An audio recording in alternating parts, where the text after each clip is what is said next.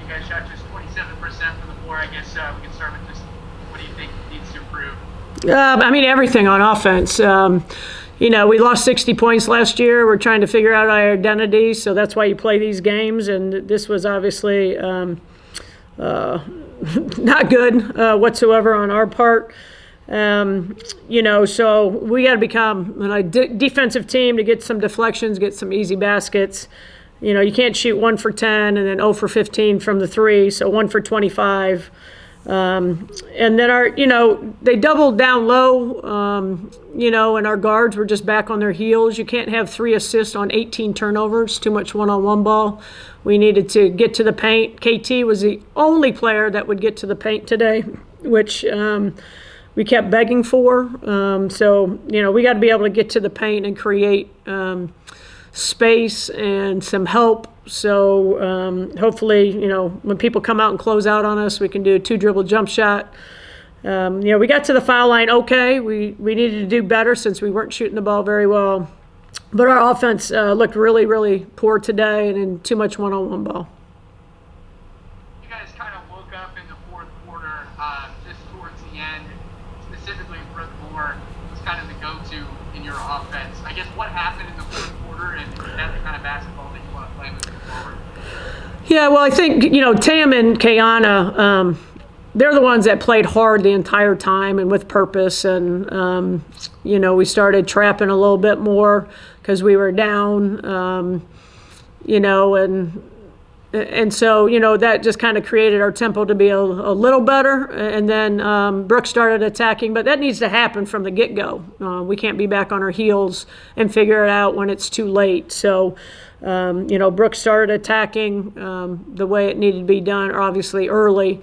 So hopefully she'll continue to do that. But when she creates, she's always creating for herself. So that next piece for her is I'm going to create and score, but also I can create and somebody else is open. Looking forward to Buffalo, I guess, what's the one message to your team? What do you think, if you had to sum it up in one lesson, is the thing that you can take from this game and apply to Wednesday night? That we got to figure out, now just defensively, what's going to be our best defense, whether we have bigs in, whether we have all guards in, so we can just disrupt and have easier baskets. I think that's going to be a key, and we've got to handle, biggest thing is we got to handle, a lot of teams play off of us. I'm not sure if Buffalo will do that because they're a real aggressive team, but we can't be back on our heels. We can't be afraid to shoot the basketball. We got to be more confident, but it starts on the defensive end. Two more questions. Cassidy Harden returned to the lineup. Good to see her. Is she back to 100%? She's not back 100%. Madison's not back 100%. But Cass, she got in, could play her about 6 to 8 minutes today. She got under 8 minutes. She's not in shape. She's only practiced full 2 or 3 practices. But she's not doing every rep. She's just gradually getting back. So, she's probably not going to get back to a good place until after Christmas. But it's nice to be able to put her in because she does have experience, and hopefully she can knock down that 3 for us. I wanted to talk about Madison. Her role today was a little different than in high school. She went from averaging 25 points a game with Northwestern to struggling to hit a shot today, and then playing more of a defensive role in rebounding and then an offensive role in assisting. So I guess, how do you coach her, and how do you change her role as a player?